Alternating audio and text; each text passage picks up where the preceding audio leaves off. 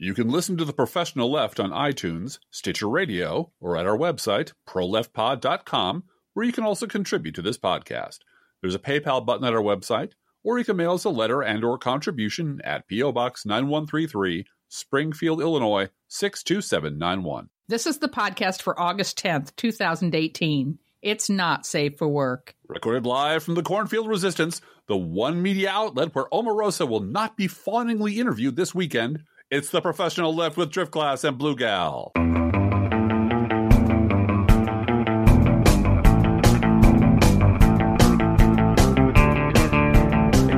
Driftglass. Hey. Yeah, she's going to be everywhere. Yeah. Many a serious news organization is going to let her do the little fan dance that she does. Yeah. She's going to have the same interview cycle as Sean Spicer. And the same chumps will be taken in as welcome Sean Spicer onto their show. Yeah, and she has to have signed a non-disclosure agreement. Well, she's the guest on Meet the Press this weekend. Yeah, but she's going to say, "Read my book," and she's not going to say anything. She's not going to tell anybody any news. The news is, "Buy my book," and my book is now on sale for $19.95 on Amazon. So, Driftglass, I was thinking, I'm tired, and I don't really want a podcast today, so I was going to ask Rudy Giuliani and Jay Sekulow to do our show for us today. They're busy. I hear they're busy, though. They're busy doing Sean Hannity show. And not being interviewed by Sean Hannity and not having softballs tossed at them by Sean Hannity on Sean Hannity's radio show. He actually gave Trump's lawyers his show for the day. You're going to host it. Jay Sekulow, who is also, by the way, Sean Hannity's attorney as well now. Yeah. Because I guess Michael Cohen is busy, right? Mm-hmm. In court.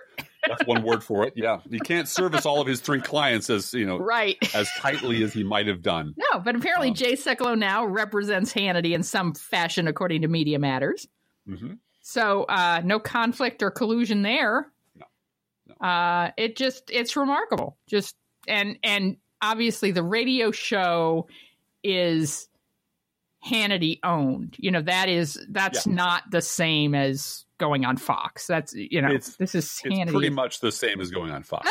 But it is pretty much the same as going on Fox. So if anyone's ever in doubt about how oppressed and silenced and deplatformed the conservatives actually are, just visit where we live and listen to radio any time of the day. There's like a 2-hour gap in the middle of the day when there's someone who's moderately liberal on one station in the state capital of Illinois.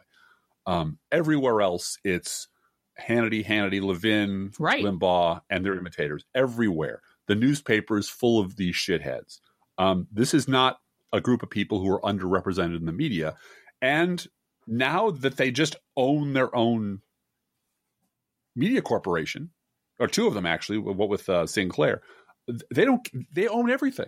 They've won. Yeah, except they lost this week. We should mention that Sinclair is in trouble. Yes. They only own 42% of the local TV news stations in the country, and they were set to own over 70%. And womp womp, their merger plans fell apart. And it appears as though, according to Jay Rosen's Twitter stream, what I read there was they were just jackasses. They couldn't stop being assholes. They couldn't. Right. They couldn't stop saying, "Well, the president wants this, and so it's going to happen. It's going to happen on our terms." Yeah. And so, over and over again, Tribune Media, who was the other part of the merger, was like, well, we want these things. And we went, no, the president wants this and we're going to get what we want. And it blew up in their face. And now Tribune Media is suing for the losses, the time loss, the attorney's fees, etc. And will probably win that case because there's plenty of evidence that that Sinclair was just a bunch of jerks. So a bunch of right-wing lunatics. First of all, Sinclair owns our local station. Yeah, one of our local stations. The one that Middle Child's favorite TV weatherman is on. Yeah. He keeps it clean, but it's just bad. It's everywhere. It's omnipresent. Yeah. It's all around us. Secondly, Tribune, my understanding is that they're thinking now of selling to a private equity firm. So just lest you think this is a triumph for journalism, right? No, it's not. No. Because they'll sell it to some hedge fund asshole who will cut their staff in half. Right. And just have everybody read the same thing. And you'll have... Yeah, jack up the prices. Right. You'll have generic blonde hotties reading a script that is from central headquarters and then local sports, and that's it. Yeah. And as Jay Rosen pointed out, he's been writing about Sinclair since 2004. Right. This is so not a new Tribune thing. Broadcasting knew goddamn well who they were getting in bed with. Yeah. They were getting in bed with a monster. And then they rolled over and noticed that they had caught clap from the monster. Right. And now they would like to sue over being shocked that the monster they wanted to bed down with gave them a communicable disease. I think I would love to be a judge in that case, or I'd love to be on the jury, or I'd love to be any participant in the courtroom and ask them, so how stupid are you that you didn't know what Sinclair was before you opened your pants up and said, let's go? Well, I think because not to be in defense of big media at all, but there are rules when it comes to the give and take of merger negotiations. Yes, there are. And no, Donald Trump wants us to have this, so we're just going to take everything is not part of that negotiation. So, speaking of the rules of big media corporations, we are honored this week by a farewell appearance. I was going to dovetail or segue this as Sinclair did not have the worst week of anyone. No, that's true. That's true. But the power of little media like ours, who we play by our own rules, Blue Gal. We don't care. We got no rules. We're going to make you break your one rule. What's that? We're not going to suck up to assholes. Right. But we're honored this week by a farewell appearance from one of our oldest advertisers. And this is farewell, yes. This is farewell. It's a fond farewell because their mission has been accomplished. Their existence is no longer required. Our favorite advertiser, our earliest advertiser, Croc Blockers, the bad fashion choice alert system from the Cornfield Enterprises. Croc Blockers, hey man, don't wear those shoes. Apparently, it worked. Croc Blockers is closing its doors and moving on because they did it. With the help of the listeners from this podcast, Crocs are no more. We found out in the paper yesterday in CBS News, The Flash, apparently official, Crocs to close remaining manufacturing facility, executive to resign. Yep. So congratulations, you did it. Well, and we'll see what happens because, I hate to quote Donald Trump and say, we'll see what happens. There is a market for plastic little running around shoes for children. And I think it's perfectly appropriate for a 4-year-old who isn't fully potty trained or a 3-year-old who occasionally has accidents. It's an accident. To have a shoe you can wash off in the bathtub. Sure. Blue Gal? Yes. Why are you trying to take this moment away from me? You want Crocs to just be dead.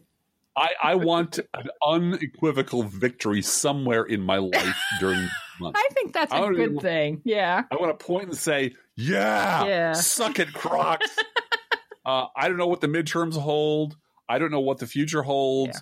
I know that we live in a shitty alternate reality that I'm trying to wake up from, and I'm not ever going to succeed because this is our reality. You and I spend our days basically beating on the giant plexiglass container that surrounds the mainstream media, asking simple, blunt, embarrassing questions and being roundly ignored. So I'd like one clear-cut victory. Spike the ball in the end zone win. That's fair. That's fair. Yeah. Crocs are no more. There you go. Give me that, Blue Gal. Just give me that. Happy anniversary, Katie Abrams. You know what Katie Abrams didn't want? She didn't want America to turn into Russia. Tell the listeners who Katie Abrams is or was and who she is now. Well, she pretended to be a little housewife who didn't know anything about politics. Just a housewife. Until the healthcare debate. So she slept through the Iraq War and Afghanistan War and the the entire Bush administration. And then when it came time for Barack Obama, the Kenyan usurper, to mess with her health savings account, $5,000 deductible, which is what she admitted she had,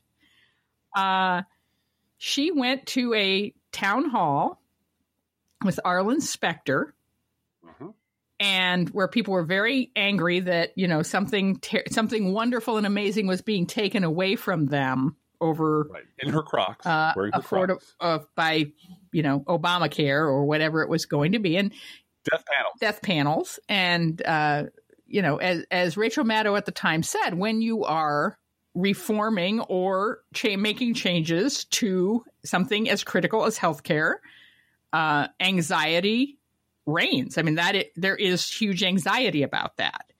And but the number of lies that came from the right wing about it were remarkable, and were eventually proven to be lies. However, Katie Abrams had a prepared, typed out little thing she wanted to say at the town hall to Arlen Specter. And like many town halls at the time, it was very contentious. And she got up and said, "I don't want America to turn into Russia. I don't want to live in a socialized country." Right. And that made her an international right-wing media babe. You know, she was just, "I don't know, I'm nervous. I'm not really used to this. I'm not a political person. I don't talk politics with my family. I want to keep the choice that I have of a health savings account with a $5,000 deductible," which we met this year. As a reminder, I believe Lawrence O'Donnell, who interviewed her the next day and was very nice to her, but really just took her apart brick by brick. Well, he asked her if she was going to tell her father was about to retire, whether he was going to turn down Medicare because it's socialized medicine. It absolutely. And that's when she said, "I don't discuss politics with my parents," because obviously they think she's wrong. But her most famous phrase is, "We don't want this country to turn into Russia." And she said that exactly like tomorrow, I think it is. Exactly 9 years ago. Yeah. So what has become of Katie Abrams? She works for the Koch brothers.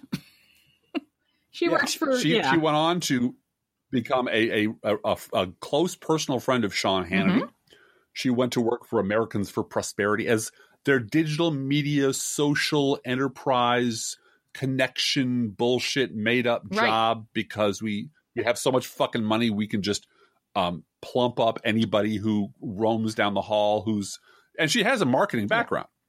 I mean, this is the thing. This was a job interview. She has a marketing background and was part of Glenn Beck's 9/12 Internet Warriors. So she had already been, you know, and political. I applaud average Americans who get politically active, but Glenn Beck, this is what the media ignored at that time completely, is that the Tea Party was a Glenn Beck fan club. Yeah. And Glenn Beck was paid $1 million by Dick Armey to promote the Tea Party on his radio show. And everyone made out that, this is a brand new movement. This is a big thing. This is a new political thing on the scene. And no, they were Republican-based voters who were ginned up and made very emotional by Glenn Beck's nuttiness. Right. And what is she doing 9 years later? I wrote, energetically using her mad content strategy, digital social media, tizzy promotion management skills every day to advance the fortunes of her hero, Donald Trump, as he works to literally turn America over to Russia. Right.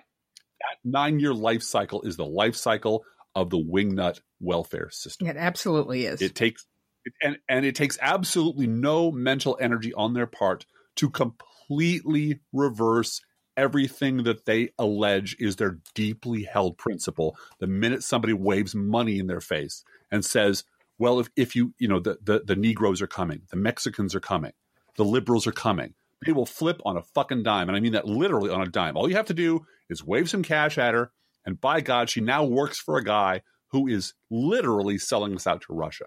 smiling every inch of the way, because these people don't believe a fucking thing. They have no principles at all other than, I want mine and fuck the liberals. Mm-hmm. That's literally all they believe. And they will dress up in any costume you pay for. They'll paint themselves up any way you like. They'll say anything that Sean Hannity puts in their mouth to achieve those ends. So I have no pity for her. I have nothing but contempt for people like that, because this is a premeditated thing. This isn't something that she stumbled on. This is her like calculating, how can I advance my career by siding with Team Evil? Right. What's my best thing? I'll go to a town hall meeting. I'll pretend to get real upset about Russia. I'll wave my hands in the air, and then boom, my career is made. Yeah. And I don't know if she walked into that with that expectation, but I do know that she was very aware that there were cameras on her. She was very aware of how to frame the issue, because she'd been participating in Glenn Beck activities online for a while. Drift Glass, we got a letter. It's a letter from California. And oh no. With a contribution, and thank you very much for the contribution. Blue Gal wondered what to do in the next 100 days. How about encouraging people to register to vote, to check that they are registered, to help others register, to get neighbors and friends to do the same, and to vote? Because frankly, respectfully, the podcast is spending too much time going over and over and over issues of building lifeboats, both siderism, overpaid opinion writers, Morning Joe, no GOP accountability, et cetera, et cetera. You stole our script, Blue Gal. So we want to express gratitude for that feedback and say, register to vote. You can go to headcount.org and check, enter your state and check to see if you are registered online. Most states have some sort of ability to verify your voter registration. If not, this website also has a phone number, 866-OUR-VOTE, where you can call and ask any questions. So we wanted to promote that. Our own candidate, Betsy Dirksen-Londrigan, who is running against Rodney Davis in Illinois 13, and we are voting for her. She is having a voter registration and volunteer recruitment drive on Quad Day at the University of Illinois in Champaign-Urbana. They will have 4 voter registration shifts on Sunday, August 26th. So at the front room of the University YMCA, that's on campus. And you can go to her website. She is Betsy Dirksen-Londrigan, so Google her. And if you're in Illinois and want to help out with that on that day, it's Sunday, August 26th.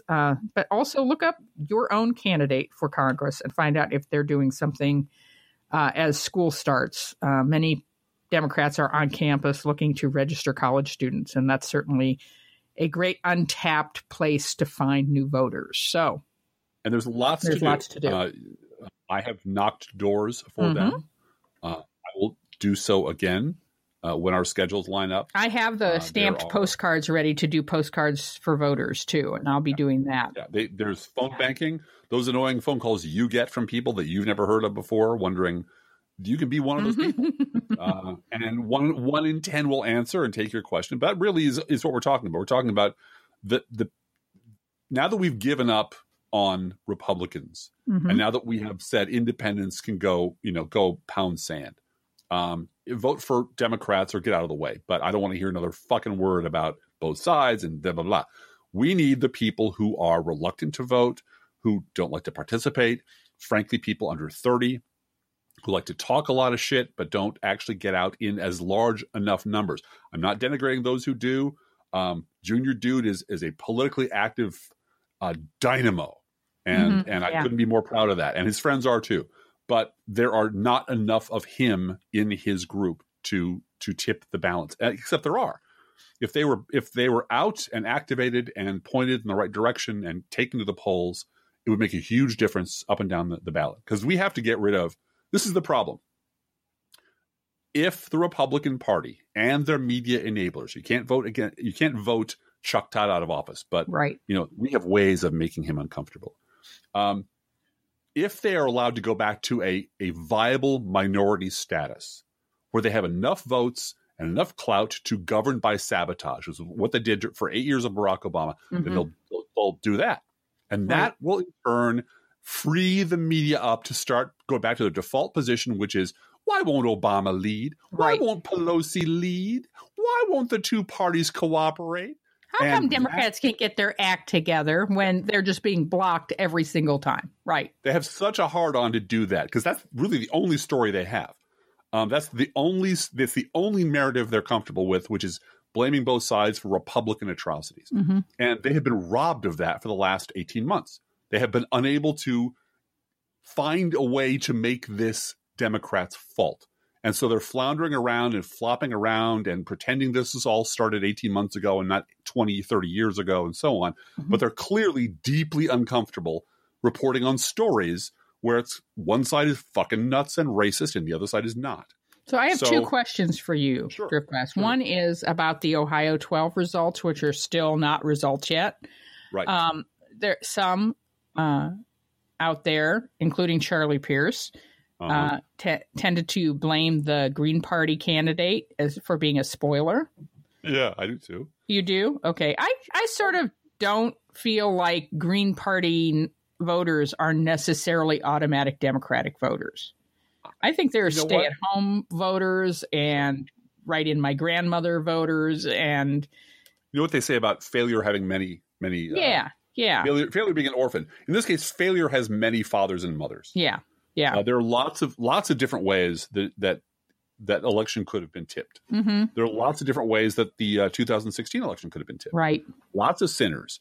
But this is. I remember back when I was in whatever it was, Peanut League or Grapefruit League. I was playing baseball, and I was like the last kid at bat, and I sucked at this, and I struck out, and everyone just bagged on me for losing the game. And part of me was like, I felt really bad. Part of me was like, wait a minute. Every other fucker on this squad had a chance to score a run before me. You could have won it for us, and you could have won it for us, and you could have won it for us. How is this my fault entirely? And the same is true here. There are lots of different ways that the upcoming election can be lost. And if it is lost, every single person involved in the loss is going to go in my shit book forever. Because the choice is actually really stark. This is the thing about the Trump years that was also true about the Bush years. Your choices are incredibly stark. Right. Either vote for the racist, fascist monsters or vote against them. And if that is insufficient to take you to the polls, you should not be participating in grown-up conversations because you're a child or you're a moron. If voting against the fascists is not sufficient, I don't have anything to say to you. Okay, so let me ask the other question. Sure. Omarosa Lordy has tapes of Donald Trump, allegedly.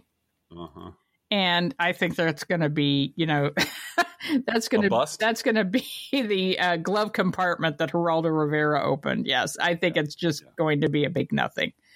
And she's doing this to sell her books, and who cares if she's got Donald Trump saying "Good morning, how was your breakfast" or whatever. I just don't think there's going to be anything significant. But allegedly, there are tapes out there.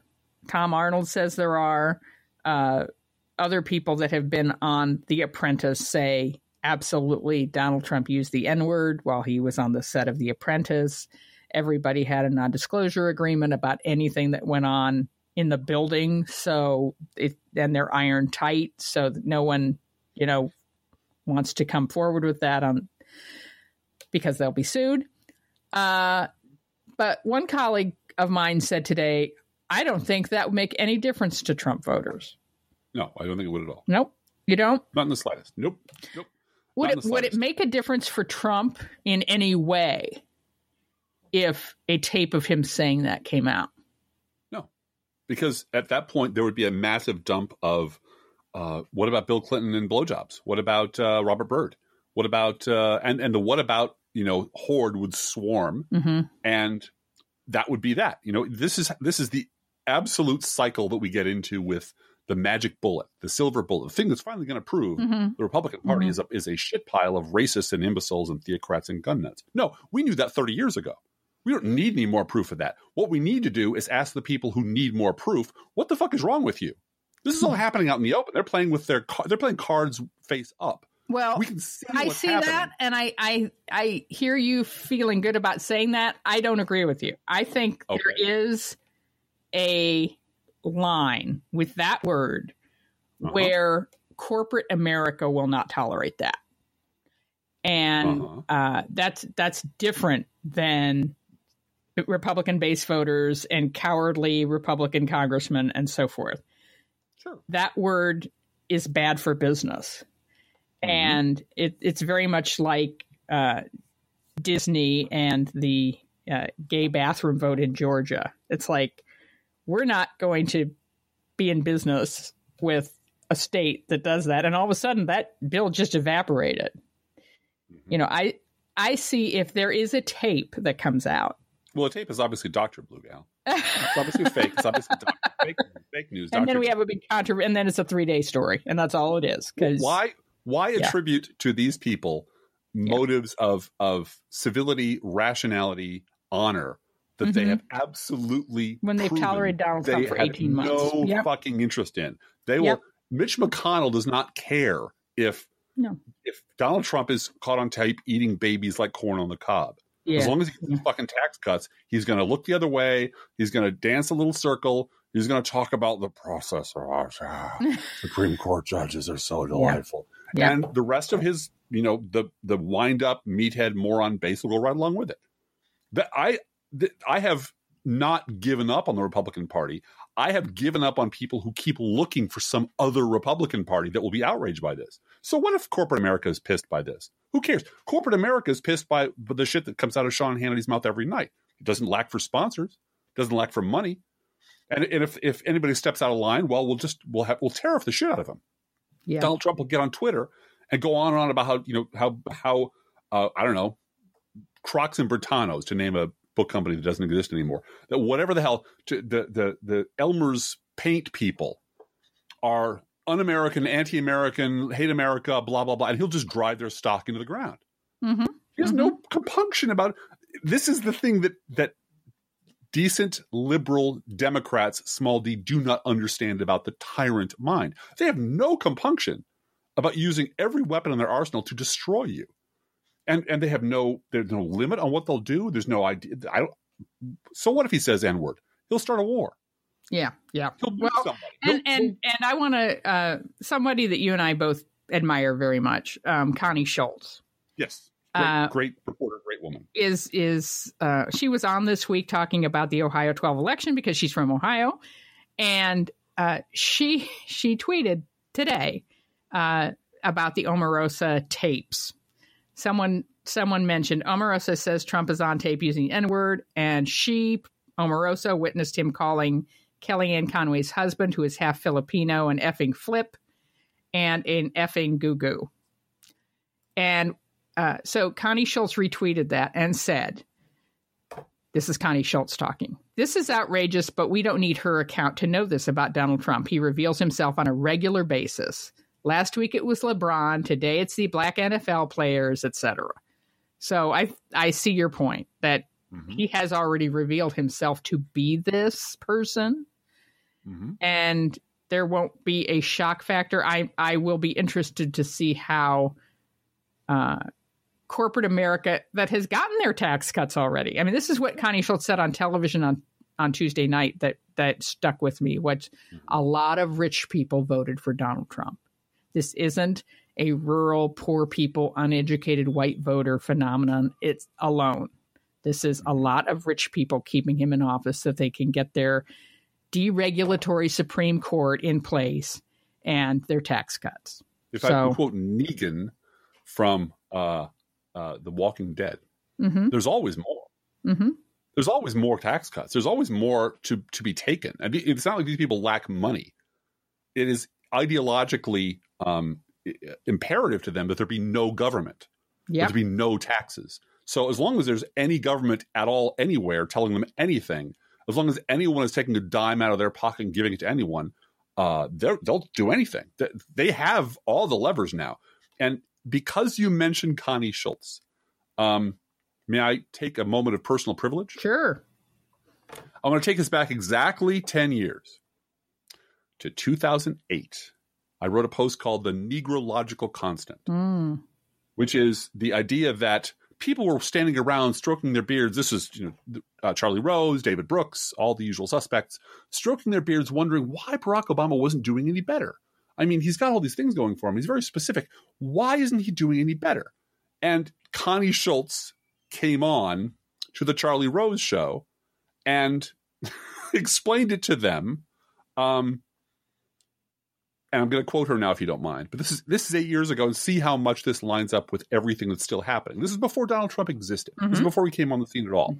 Connie Schultz said, and this is my own transcript, so it might be a little off. It hurts me to say, as the child of working class people, what these people were saying. When I get email from these people, there ain't a lot of nuance. And then she says, I think Michelle, who's on the same panel, makes a very important point about race. I've been writing about this because I come from the working class, and I'm very troubled by some of the things I'm hearing from the working class about race. And I said, you got to go home and have tough conversations with family members. And Charlie Rose says, what do they say? And Schultz says, they say, I will not vote for, and Rose says, an African-American, because he interrupts everyone, or used to, before they threw him off for being a sexual predator.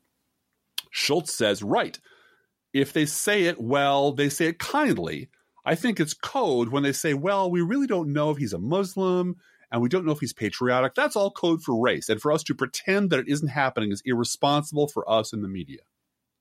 These are the same fuckers who backed Donald Trump. They are racist now. They were racist then. They were racist 30 years ago, and they will continue to be racist long after this, you and I have passed from this veil of tears. This is who they are. And if Donald Trump says a terrible, offensive word, do you really think that the asshole CEOs who he hangs out with at Mar-a-Lago won't give him a high five for that quietly? Right. You think that a whole bunch of corporate titans in this country aren't racist? They sure as shit are. So the idea that there'd be some massive blowback for him saying this out loud on tape, there'd be denial, there'd be deflection, there'd be both sides. There'd be, let's look at all the record of racism on the left. Donald Trump might speak harshly, but he speaks the truth. And we'd relitigate the whole stupid question all over again. It's actually simpler than that. These people are terrible people. And it is maddening to me. If I can liken it to, if I may, Harry Potter. Oh, you're going to do that, huh? Just for a half a minute. Because I promised I wouldn't talk about David Brooks this week. So I'm going to like it to Mr. Fudge, the head of the government in Harry Potter, who, after it is clear that Voldemort has returned, that he's back, it's real, simply will not believe it. He cannot bring himself to believe it. It brings up too many painful memories, and he devotes all of his time and all of his energy to slandering the people who keep saying he's back and we have to prepare for it. The media is right now in that position. They cannot acknowledge what's really going on right in front of them because of what it says about the country, what it says about one of our two major political parties, and most importantly, what it says about them. They cannot acknowledge that they were participants, that they were collaborators, that they enabled this to happen. So they are looking for any excuse not to look at the thing that's right in front of them. And they're going to go right on doing that until Voldemort appears right in their face and slaps the shit out of them on national television. Right. Until it really just sticks a finger in their eye and uses the N-word live on television to describe Don Lemon. Until then, nothing is going to change because these people are who they are, and this is who they've always been. And this is what is so maddening about the Never Trump movement. Yep, because, well, and a number of people have said, I'd rather be a Democrat than enable this administration. But I would rather be a Democrat than a Never Trumper who sat down on their hands and counted votes and money while the Willie Horton ad was running, who counted votes and money while John McCain's campaign was being slandered in South Carolina. And push polls talking about his black baby were being done in South Carolina. Is this a good time to bring up Charles Blow? Sure. Yeah. And this almost allows Bill Maher to not be dead to me since he had Milo on, which Yeah. Bill Maher's dead to me since Milo. But he did have Charles Blow on. Mm-hmm. And who was on with Charles Blow at the same time? I forget the rest of the panelists. Malcolm Nance was on. Malcolm Nance was there laughing his ass off because Malcolm Nance is just having a wonderful time. But this was Steve Schmidt. And Steve Schmidt. And Steve Schmidt. And that was the one that Steve Schmidt got called out in a very good way. Go ahead and tell us what happened. He went into his, patented Steve Schmidt. I can't believe, and he talks like I do. He talks like Driftglass. He talks like Blue Gal. Now he's full blown, never Trump. Can't believe these people, except when he actually dials it down a little bit, he goes right back to Mr. Both Sides. The socialism on the left is just as bad as the racism on the right. Give it half a chance, he will revert like memory plastic to his old self, because this is who he is. This is who he grew up to be. This is the cause he served his entire life. But now the mask is ripped away, and it's humiliating personally to him to have been associated with this his entire adult life. So what do? Well, you pretend it didn't happen my entire adult life. It just happened 18 months ago. Before that, everything was fine. And let's just talk about Donald Trump and that point in history forward. Let's absolutely not talk about what I was doing 3 years ago and 5 years ago and 10 years ago and 12 years ago, back when I was working with Karl Rove, back when I was just another Republican hitman making my living slandering liberals and making it possible for a monster like Trump to rise up. And Charles Blow did the one thing that you're never supposed to do on television. This is the equivalent for all of you Karate Kid fans out there. This is the crane kick. Yeah. This is the kick to the head from which you cannot defend. He just said, it's great. It's absolutely wonderful that we call out the Republican Party. It's necessary. But this has been going on for 30 years. Where have you been this entire fucking time? This has been going on, and he just lit into it. Yeah. Where was all this outrage back then? Where was it all under Bush? Where was it under here? And he just said, to pretend that this hasn't been going on all along is a lie. It's just not true. So it's great you're calling him out now, but where were you when you could have made a difference? And Steve Schmidt sat there and looked at his hands, because there's no reply to that. There's no answer to that question. Because there's only two possible outcomes. And again, either one of these outcomes fucks up your speaker's fees and fucks up your book sales. So he's not going to say either one. Either you are that stupid and that deluded that you went your entire adult life and failed catastrophically to notice things that were blindingly obvious to every liberal I know. Or you knew about it and you just cashed those checks. And you're cool with it. So are you a liar now, or were you a moron for 30 years? Either one of which, the next question for either one of those answers is, so why would anyone listen to anything you have to say now? I appreciate your vote. I wish you'd do like Chuck Colson did. Go work with prisoners. Mm-hmm. Mm-hmm. Come back and your only fucking thing out of your hole should be from now on, liberals are right, I was wrong, vote Democratic, I'll be down working at a soup kitchen now. Or just go work with the March for Our Lives people. Go help. Terrific. Go help college students who have an issue, whatever their issue is. And, you've got enough money to support yourself and your family. Go volunteer to work with college students on their issues, whether it's pot legalization or voter registration or gun safety or whatever it is. Get to help message, to help develop ads, to help develop marches. He is a good organizer. Clearly, he was one of Sarah Palin's babysitters when she was talking about that Obama palling around with terrorists. He apparently didn't have any problem with that message. It's time for him to give back. Unforgivable. The people who have gotten it wrong all this time so catastrophically are now basically this. I've said this before. This is going to be Charlie Sykes versus Bill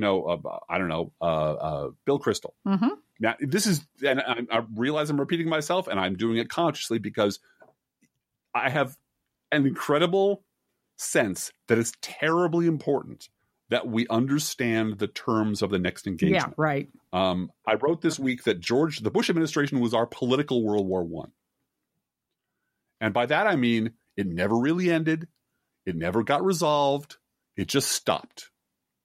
And instead of resolving the root causes of the problems in the Bush administration, which was the Republican Party had become this wild, out of control, racist monster, and that they were listening to Fox News, and they were listening to Sean Hannity, and they were listening to Rush Limbaugh, and their entire political party depended on the hate of those people to get people to the polls. Rather than doing something about it then, everyone decided that it was all over now, that we're not going to talk about it anymore, that we're just going to let it fester, that we're just going to ignore it. And as the Obama administration sailed along and these pustules of hatred just kept popping out of the Republican Party, the media just kept ignoring them, pretending they weren't really there.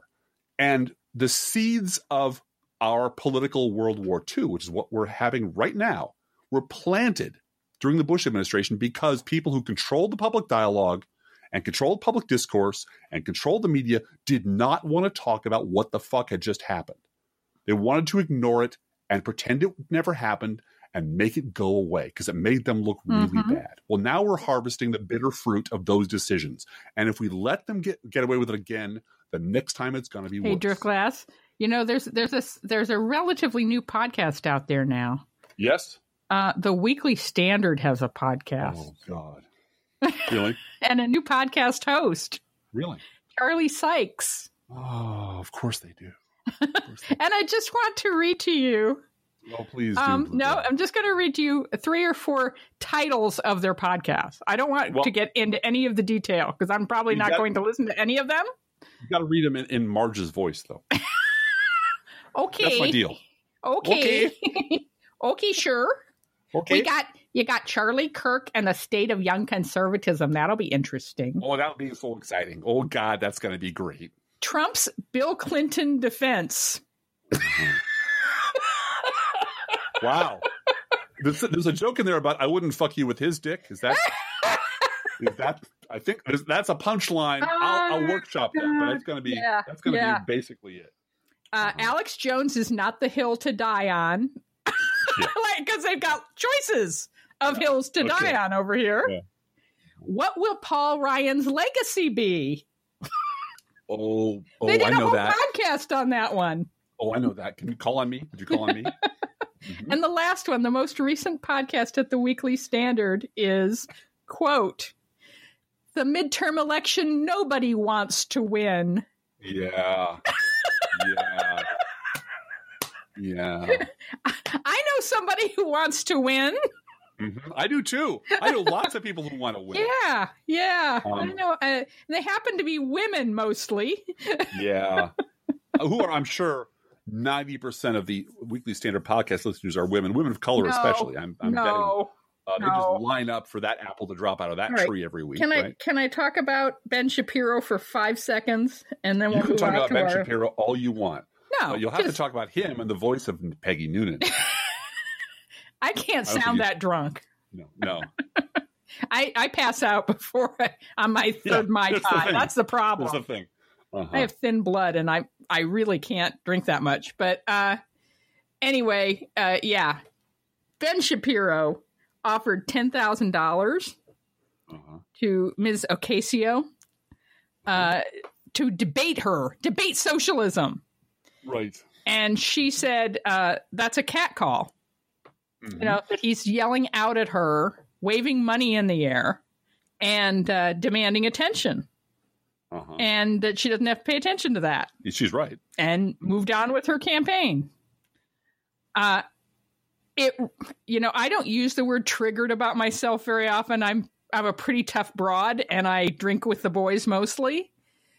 A man waving money at a woman, any woman, women of color, divorced women, she's not divorced, but a man waving a large amount of money at a woman and then saying, pay attention to me, or do what I say, is abusive. And I'm just going to say that. It when I heard about it last night, it really took me to an ugly place in my own personal history. And my, I don't want to get into any of the personal stuff, but just $10,000 is an awful lot of money in my world. It still is. Yep. And it is for us. That's 1 week's allowance from the Koch brothers for for a little bit. Apparently, for maybe 3 days allowance for the Ben Shapiros of this world, and it's who can offer it to a candidate for office as a stunt. And I was not surprised or hurt in any way when I brought that up on Twitter last night, and a horde of petulant young male misogynists swarmed all over me about me being divorced and me not having money and whose fault that was and so on and so forth. They can all go to hell. Well, that wasn't the triggering issue. The triggering issue for me was the waiving of the money. Is abusive. It's a privilege and a understanding that you could use this. Mm-hmm. I have it and you could use it. So do what I say. That is the deal that everyone who works in conservative media, and especially Trump world, and everyone who works, every conservative who shows up on MSNBC or on a podcast, that's the deal they make. That is absolutely the deal. Right. I did a lookup of the speakers' fees for some of the people, and it won't surprise you that it runs into the multiple tens of thousands of dollars per pop, that half of the conservatives on MSNBC all work for the same speakers bureau. They all prop each other up. They all defend each other. They all look out for each other, and they all make money. And until this affects them, until Ben Shapiro does not have $10,000 to throw around, this is going to go right to throw away. Yeah, this will never happen. Nothing's going to change. There's nothing holding up this ideology other than massive amounts of money and racism. That's it. Yep. And until one of those two is cut off, it's going to keep running. And it's really important that we understand that, because every time some well-meaning liberal tries to get on board with this, reaching out and touching them and finding their G-spots and working with them, you pull back a stump every time. And at some point, you have to stop being stupid about it. You have to stop. You have to start understanding that we're on Omaha Beach. It's D-Day, and we're fighting our way up the beach. And now is not the time to. I've said this before, to worry about the topiary hedges we're going to have in Paris in 1953. Now is the time for you to be either on my fucking team. And not, they have a good point. They're making some good points. These Nazis, they have a valid point. No, if you're saying that, you need to go away. Well, and even if you're not saying Nazis have a valid point, because Steve Schmidt has been virulent against the Nazi part of the party at this point. If you're saying, the radical socialists in the left and pushing Democrats too far to the left is just as bad. That's when in the metaphor of fighting your way up Omaha Beach. The idea that you're going to stop in the foxhole and parse the both sides problem. Right. That's your priority. Tells me that you're not really on my team. You're preparing for the day when I lay down my arms and you take this all back. Because you really are okay with everything they're doing. You're just really kind of uncomfortable with the fact that Donald Trump tore the mask off your party and made you all look bad. They showed once and for all that the liberals have been right about you all along. And there's no place to go after that other than just pretend it's not happening. Just get all your friends, get your pal, get Joe Scarborough and the rest of your pals in the media just to grind on through, pretend it's not happening, move on to the next tweet, move on to the next outrage, move on to Space Force. And let's not dwell on the fact that you should be walking around for the rest of your life with a GOP tattoo on your forehead so that everyone knows who you are and how you got what you got. Because I have no objection to you making a living. I have an objection to you making a living pretending that you give a shit about anything I believe in, that you haven't been working your entire life to burn down the country I love. That's what bothers me. Right. And now that the wind has shifted and it's suddenly no longer economically viable for you to be on Team Crazy, you want to not be on my team. You want to be at the front of my team. You want to be at the head of the aisle. You want to be setting the agenda. No. That you do not get to do. Anyway, all right, Driftglass, let's read through our news roundup. Mm-hmm. And a lot of news. There's a lot of news. And it's corruption week. It's not infrastructure week. It's corruption week. Can I mention one more thing that is more of a story? Yeah. Sergeant Timo Juarez. Sergeant Timo Juarez was an Iraq combat veteran. He served as a Marine infantryman and then as an Army National Guardsman. He's a super conservative Trump guy, self-described, whose wife was just deported to Mexico this week because he never thought the monster he voted for would turn on him. I wrote this up on my blog. You know, I have a blog out there. Yeah. And I said, you know, this is worse than the blowback from his stupid mistakes is worse than any blowback I've ever had to suffer for any of my dumbass mistakes, which I've made a lot of. And I'm not going to salt his wounds with my liberal tears. I'm not going to, wag my finger at him. But I will say this is the problem. Yep. Well, and his Democratic congressman is still trying to help and has been a tireless advocate for his wife and been writing and calling the White House and really taking a very personal interest, was there at the airport when she was deported. Yep. He has been on their side. Yes, absolutely, right down the line. Yeah. But here's the point I wanted to make. Like coal miners, like soybean farmers, like steel workers, like carrier employees, none of these people thought that their guy would stab them in the back. But he's a con artist. He was going to fuck over. He was going to fuck over those people. He was going to hurt those people. He was going to take their kids away. He was going to take their jobs away. He was going to protect me because he's my guy. And as loudly and longly and plaintively and persuasively as we have told these sorts of people for decades that they do not care about you and they're going to fuck you over, they don't believe it until it actually happens to their own family. And then they get this look of absolute stunned bovine shock. Oh my God, you mean me? I think your liberal tears are starting to salt his wounds, Strickland. Well, I'll dial it back this far. That is understandable. I can't excuse it, but I can understand it because they don't know any better. They're not skilled in the dark arts of politics. They don't follow anything. They don't read anything. They don't steep themselves in what happened in Ohio 6 years ago. But Steve Schmidt does know better. Yep. And Joe Scarborough does know better. Yep. And Chuck Todd does know better. And all of them, Charlie Sykes damn well knows better. Rick Wilson goddamn well knew better.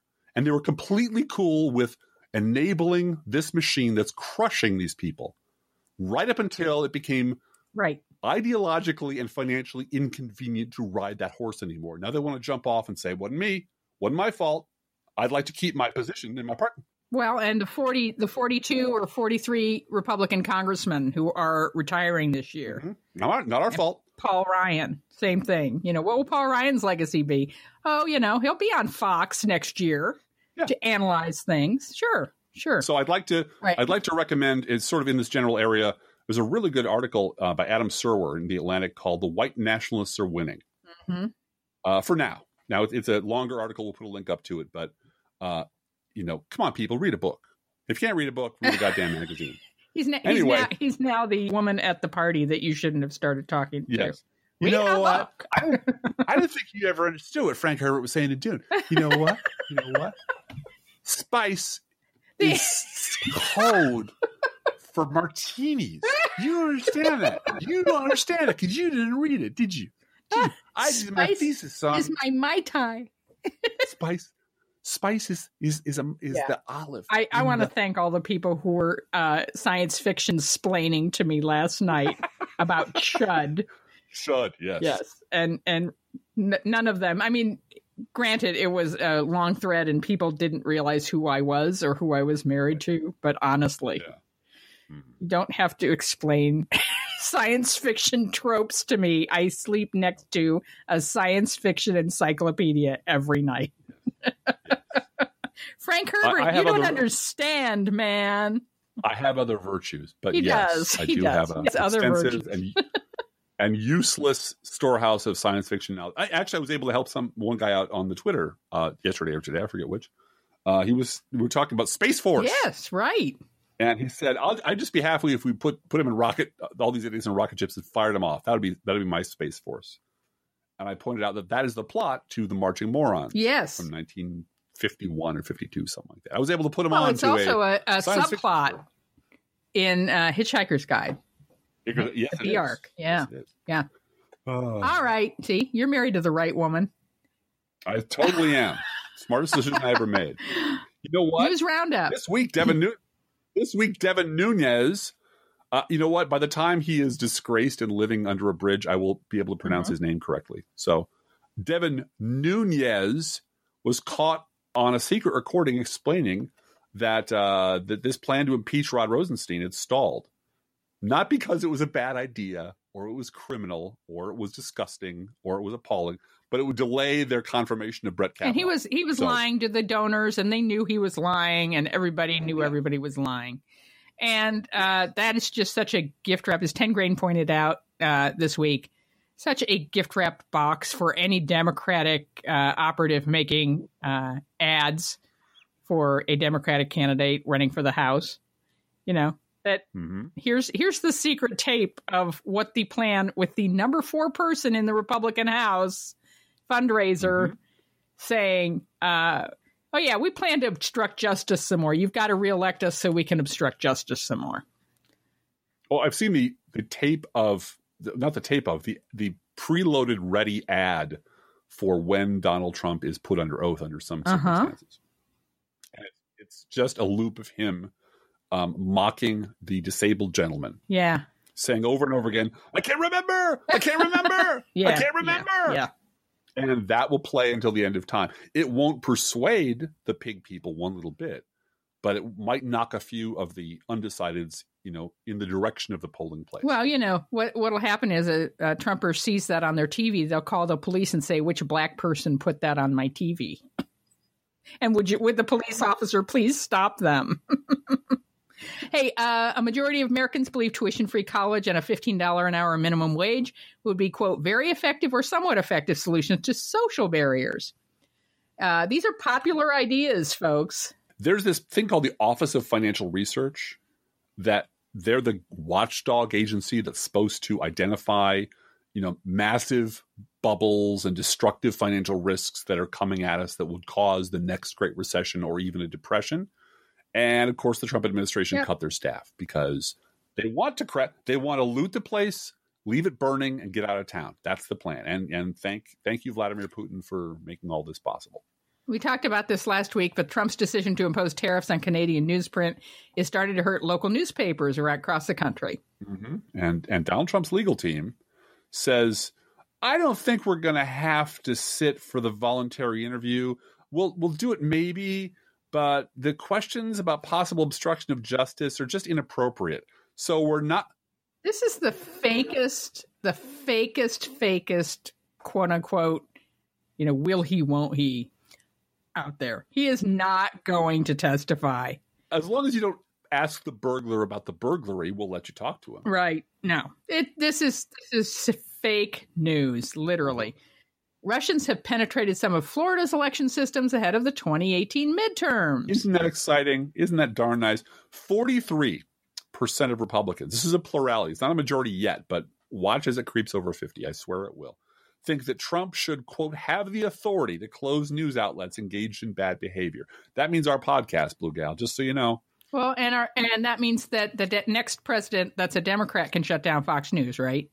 No, of course it doesn't mean that, but when you have the power to kill Crocs, in their well, that's true. Literally, they're going to come for us sooner or later, Blue Gal. Just get ready for it. 3 Mar-a-Lago members, including the CEO of Marvel, who have no official government role and are not veterans, acted as an informal council, secretly running the Department of Veterans Affairs.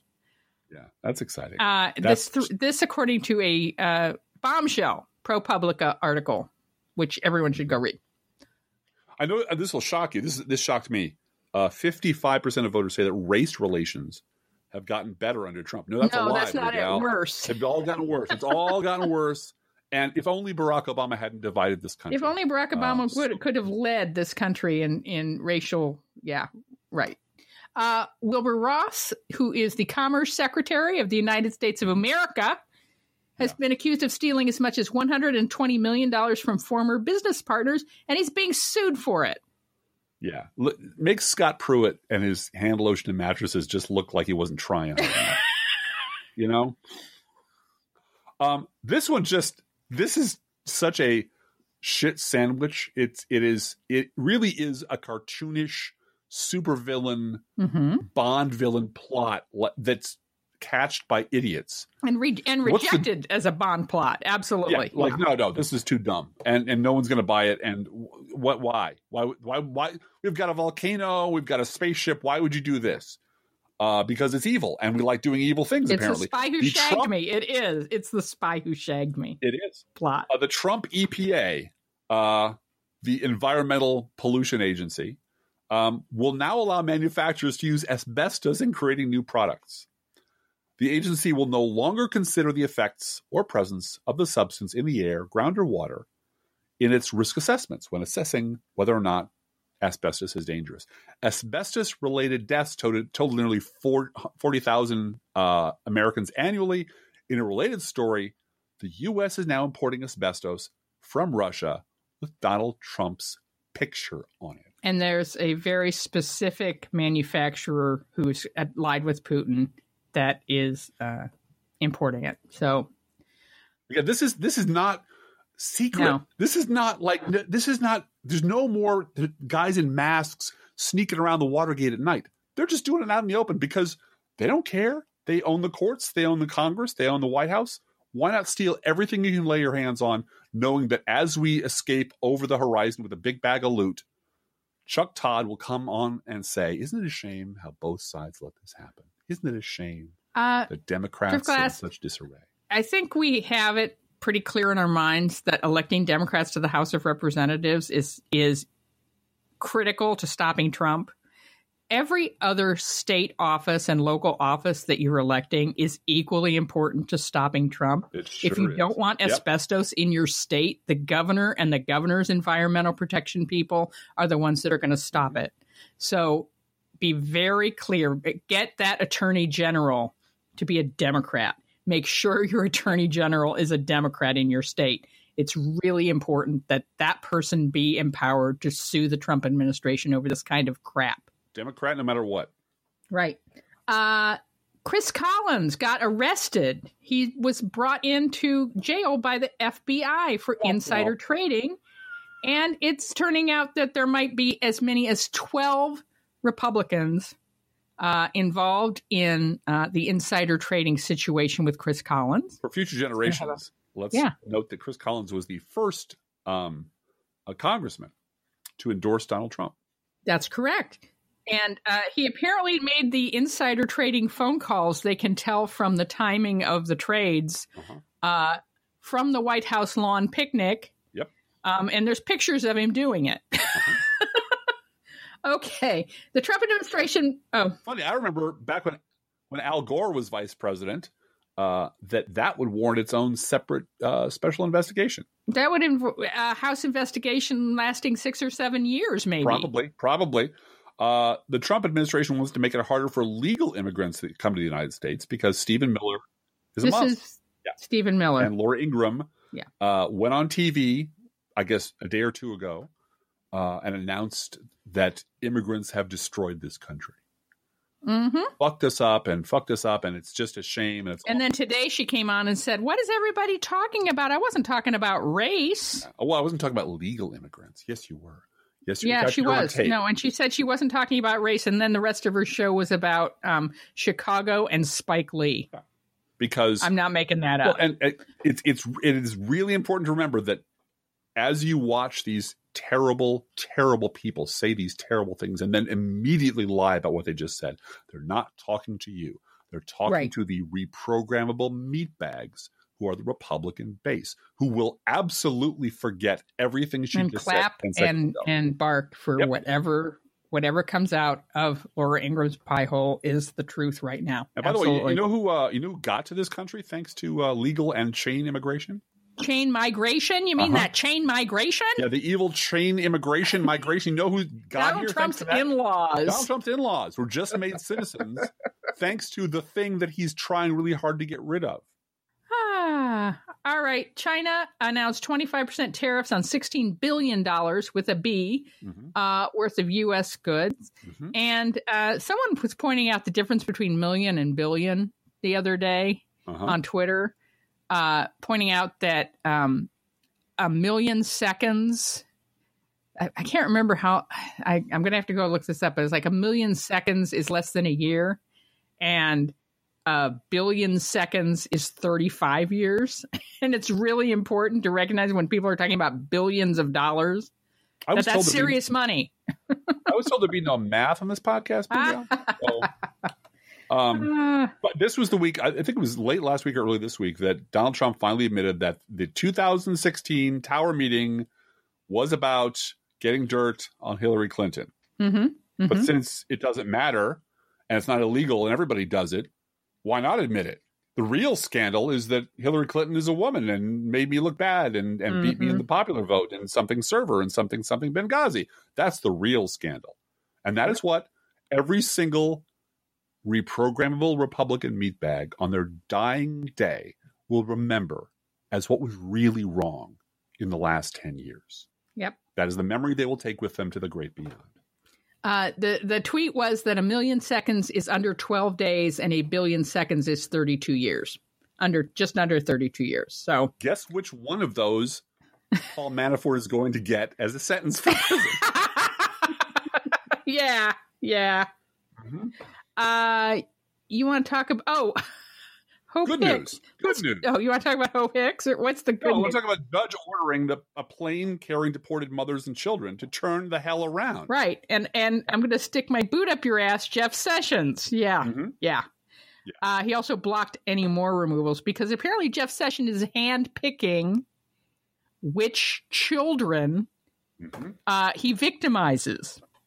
Yeah, very Mengele. Speaking of planes, Hope Hicks got on Air Force One ahead of Trump's departure for a campaign rally in Ohio because the tarmac wasn't available. Right. Let us all cast our minds back to Bill Clinton spending 10 minutes talking about his grandkids on the tarmac. And how that became an outrage festival on Fox News that was. That was years worth of, oh my God, the deep state. Again, we understand, as a matter of course, that their brains don't work this way, that they're wired not to notice their own staggering hypocrisy when they take something that is trivial and inflate it into a giant scandal, and then it turns out karma's a bitch, and they do exactly the same thing, except 1,000 times worse, and it actually is a crime.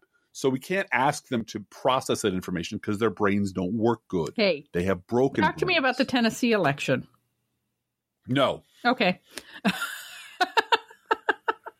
Well, I do want to talk about special election. We did actually talk a little bit about special election. In Ohio. In Ohio. They're close. They're still close. They're still doing some recounting. The only thing I took away from that is, oh my God, we're coming for you. So in our notes, when you said Tennessee election, you meant Ohio election. I often get those confused. Your wife was born in Ohio, okay? I know. I was watching Tennessee Tuxedo, okay? I was watching Mr. Whoopi explaining something on the big board. No, that was Steve Kornacki. I'm sorry, that was not Mr. Whoopi. That was Steve Kornacki. Yeah. And so, yes, that was a typo because people often type in Ohio when they mean Tennessee. Ohio, yes, the Ohio election. And I want to congratulate, too, the woman. First of all, they defeated the guy in Missouri, who looked the other way on the Michael Brown killing. They defeated him. So it is possible to defeat a lifetime member of holding an office and who's, used the power of incumbency forever. It is possible to boot someone like that out of office. And they did it in Missouri. So congratulations. And there was a woman in Kansas who is now the Democratic nominee for a House race, who is the first Native American lesbian MMA fighter who's going to go head-to-head with a Republican in November. So Good for her. Well, Missouri also had a big labor vote. Yes, this in election. Missouri. A big win, as Rolling Stone says, a big win for the little guy. Yep. And so if we do this right, if we all take a little responsibility on our local level and register people, get friends to vote, talk where you can. If you're, we have a place at our church where we can talk politics. Yep. And we do. And there are local, there's a little meetups and civic centers. The state fair is going on now. There's a little food truck celebration that happens down the street from us once a month. Wherever you can find people who are not, who are not wearing Trump or Die 2020 t-shirts. Well, and let's stop for a minute and talk about that Bites on the Boulevard where there were food trucks and it was a little food truck festival. And first of all, let me interrupt myself and say it was Sharice Davids is the candidate in Kansas who could be the America's first lesbian Native American ex-MMA fighter congresswoman. Good for her.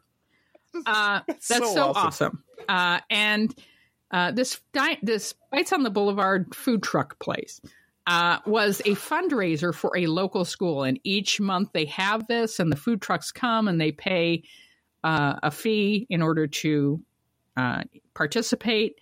And I don't know whether it's a percentage of their sales or what, but there is a fundraiser going on.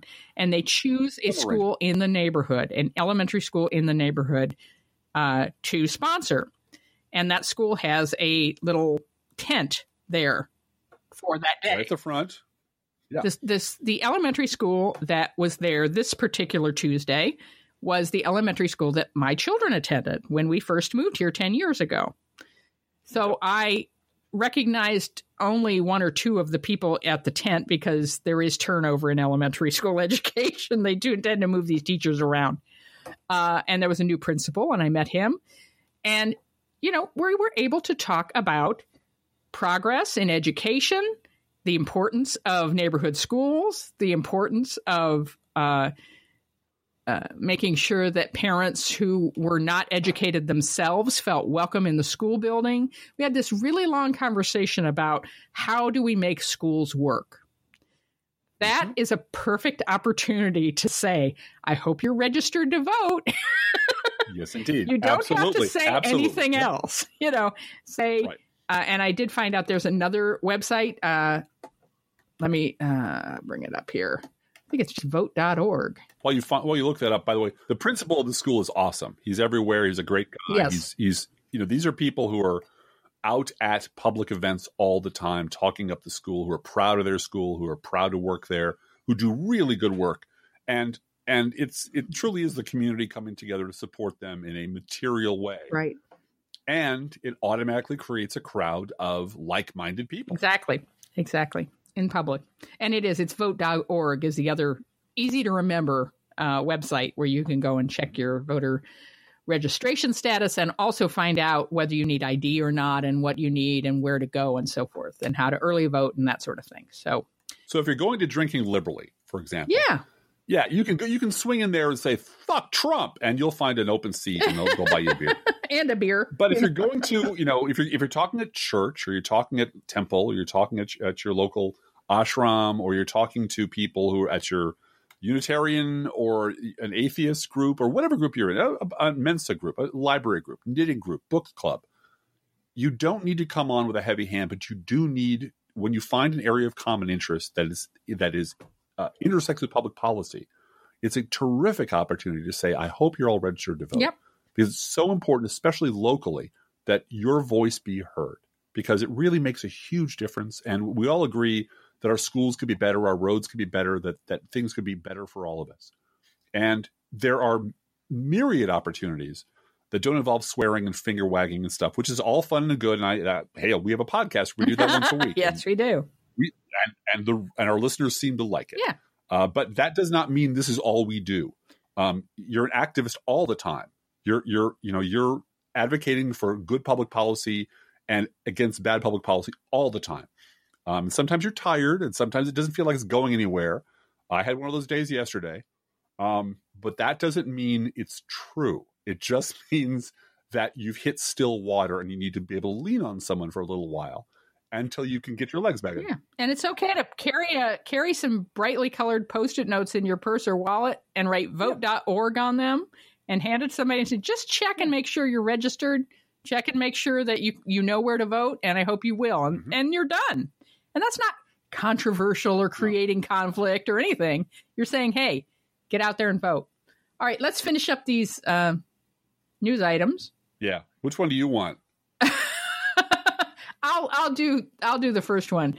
Okay. Two of America's largest steel companies, both of which have deep ties to the Trump administration, successfully objected to hundreds of tariff exemption requests by American companies that buy foreign steel. So they got preferential treatment from Donald Trump. It's crony capitalism using tariffs to line their own pockets. Mm-hmm. And this is my favorite one. It's horrifying, but it's obvious. Apple got rid of InfoWars from its catalog. Spotify did. Facebook did. YouTube did. Because Alex Jones is a raving, violence-provoking scumbag, lunatic, Nazi, and deserves to be shunned and taken off of every public platform. The one that wouldn't enforce him, the one that doesn't take him down, lets him get away with murder, is Twitter. The same people that tossed my ass in Twitter jail for calling Bill Maher whore. Mm-hmm. So take that for what it's worth. Twitter is a open cesspool, and everyone knows it. It has its uses, and I use it every day. But please understand, what you see on Twitter is not reality. What you see on Twitter is the capitalists' dream of what they wanted it to be to maximize shareholder value and personal wealth. Same thing with Facebook. Same thing with every other private platform. Mm-hmm. These are not institutions of First Amendment stalwartness. These are some corporation's idea of what they can put out in public that will maximize their profits. And at the moment, Facebook has decided that getting Alex Jones off of their advertising site, which is what it is net to their financial advantage. So they're doing it. Twitter has decided otherwise. So they're doing what they do. Don't mistake these private platforms for public spaces that you can say what you wish and do what you wish. Your First Amendment freedoms do not follow you there, and they can be taken away just as soon as any corporation decides that they don't like the way you part your hair. Well, and Alex Jones is a verified account on Twitter. Yes. Whereas a very large number of women and people of color journalists who have been working and are clearly established and more than willing to provide verification of who they are and why they're there, don't get that. So, not only is he on Twitter, he's a verified, bona fide, blue check, validated blue check on Twitter. Yeah. You're not. I'm not. I'm not. Carolee's not. A lot of people are not. Mm-hmm. A lot of people who write for hundreds of thousands of people every day are not. And it's sexism in a lot of cases. It's just sexism. Mm-hmm. Each week. Oh, do you want to talk about our governor before we go? Yeah, little Trumpy. Little Trumpy. Look, Governor Hedge Fund has gotten tired of all the corruption and whatnot. And so he wouldn't like the Attorney General to drag Mike Madigan to court. And Mike Madigan is the most powerful Democrat in Illinois. He's been around for far too long. He's the head of the Illinois Senate. Is that right? He's the most powerful Democrat in Illinois. That's all you need to know. He's a member of the legislature who determines what the Democratic Party does in the state. Yeah. The outgoing state's attorney general is his daughter. Yes. Okay, because all politics in Illinois is through the Madigan. Is dynastic. Yeah. And that doesn't mean it's not corrupt. We understand that. No. If I could wave a magic wand, I would reform politics in Illinois, going all the way back to Big Bill Thompson under Al Capone. Yeah. I mean, I lived in Chicago for 25 years. You cannot tell me anything about the corruption of a one-party system under the Democrats that I don't already know. I can also tell you that the minute a black guy won the nomination, half of the Democratic Party became Republican overnight because it has nothing to do with party affiliation. It had everything to do with racial affiliation. And that's just the way things are. So Illinois politics is a wonderfully corrupt cesspool of that goes on for decades. But it's fascinating that Governor Hedge Fund has all of a sudden decided that his political opponent, his number one political opponent, who is not a billionaire like J.D. Pritzker is, running against him. He should go to jail. He should go to jail. And there's no evidence of it. There's no actual charges. It's just he should go to jail. But he's figuring out that, hey, maybe this Trump thing of lock him up. Lock him up. Yeah, no, see, no. It doesn't work if it's you, Bruce. Listen, Bruce. So Governor Hedge Fund is going to lose. Yes. J.B. Pritzker is going to be the next governor. And there's a 1 in 17 chance that I might be doing less podcasting or less blogging. You won't be doing less. It's not possible for you to do less podcasting. We do one a week. Yeah. But it's exhausting now. It's exhausting. We can get Rudy Giuliani to fill in for us. Yeah. Well, let's be very clear about two podcasters out there generally, people who do this, on a weekly basis or even a daily basis. What you are hearing is the sort of refined, I know it doesn't sound like it sometimes, but the refined result of a constant ongoing conversation that Blue Gal and I have all week long. That is just our normal life. Right.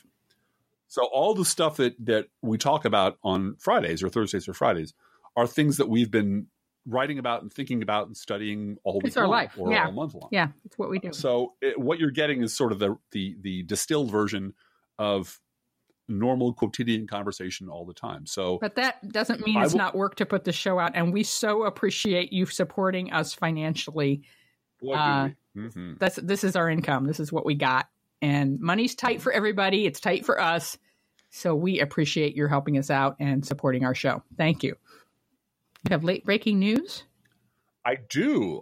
Kamala Harris Republicans just announced that they're scheduling a hearing for Supreme Court nominee Brett Kavanaugh starting on September 4th. She said, no one will be able to look at his full record before the hearing. Not me, not you, not anyone. It won't have been made public. They're going to bum rush this through before the election. And they're going to make sure that nobody looks at his complete record. Mm-hmm. And that's going to happen. This is why we have elections. This is why we underscore the importance of elections. Because when Brett Kavanaugh gets on the court, and I'm sure he will, he'll be there for 30 years. Mm-hmm. Donald Trump's legacy will not be all the shitty things he has done in the last year and the year before that and the years to come.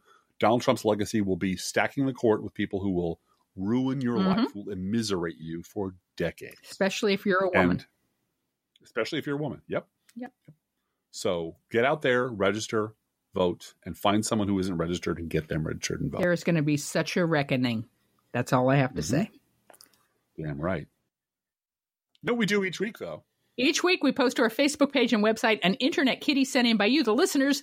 This week's Internet Kitty is adorable. Salem is such a sweet little snuggle bunny kitty, and it's the cutest photo, and you need to go see it at our Facebook page and website.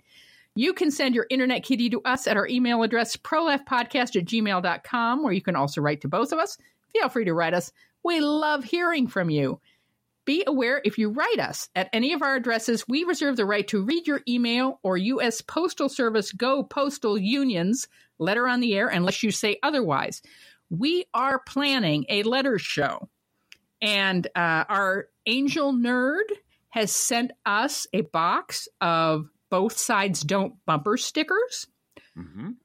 What we would like to do is ask all of you to send us a snail mail letter or email about how things are going in your district, how you're feeling about the election, what's going on, what candidates are running, how you feel about them, and let us know how your overall kind of welcome to the midterms as we get into September.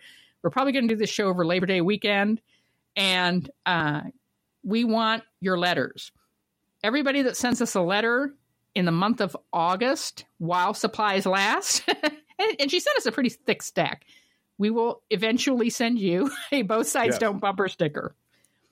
We have a youngest child who's helping us address envelopes. So if you write to us, do provide a snail mail address so that we can send, and I say snail mail, U.S. Postal Service, Go Postal Unions.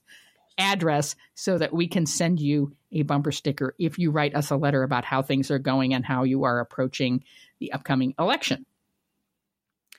Don't forget our gourmet coffee guideline. If you can afford to buy an espresso-based beverage for yourself, buy one for us. This is not charity. This is our job. Approximately 1% of our listeners support this podcast with a contribution, and you can too. See our website, proleftpod.com, for details. It is so easy to give us $5 a month, and you can do it any way that's most convenient for you. Our PayPal, postal information, Patreon, GoFundMe, all of it is there at proleftpod.com. Please share our show on social media, and thank you very much for doing that. Hey, Driftglass, how are the Internet Kitties doing this week? Blue Gal, the Internet Kitties will not miss Alex Jones, not one little bit. Let's think about living. Let's think about loving. Let's think about the hooping and the hopping and the bopping and the loving, lovey-dovey. Let's forget about the wine and the crying, the shooting and the dying, and the fellow with a switchblade knife. Let's think about living. Let's think about life. Professional Left podcast is recorded under a Creative Commons license. Copyright 2018, DGBG Productions Incorporated.